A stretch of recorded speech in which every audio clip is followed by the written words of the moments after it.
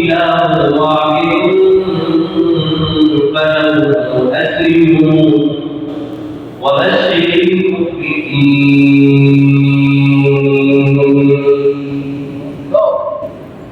আল্লাহ রাব্বুল আলামিন বান্দা যে ব্যক্তি আমার জন্য কুরবানি দিবে আমার হুকুমান কামবিনা বলে মানবে এখানে আল্লাহ কেন বললেন যে আমার জন্য কুরবানি দিতে হবে কেউ যদি আল্লাহর জন্য আল্লাহর নামে কুরবানি না দিয়ে অন্য কারো নামে কুরবানি দেয় তাহলে মনে রাখতে হবে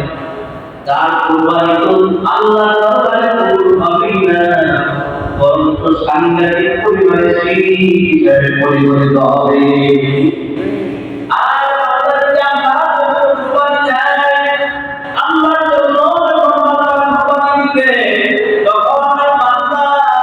আল্লাহ রাব্বুল আলামিনের একটা হুকুম কামবিনা বলে মানল আল্লাহর বিধান বলে যে মানল আল্লাহ বলে ও পয়গম্বর আপনি আমার উম্মতদেরকে আপনার উম্মতদেরকে সুসংবাদ জানান অবাশির মুক্তির বিনয়ীদের জন্য সুসংবাদ বিনয়ীরা যারা আল্লাহর হুকুম কামবিনা বলে মানে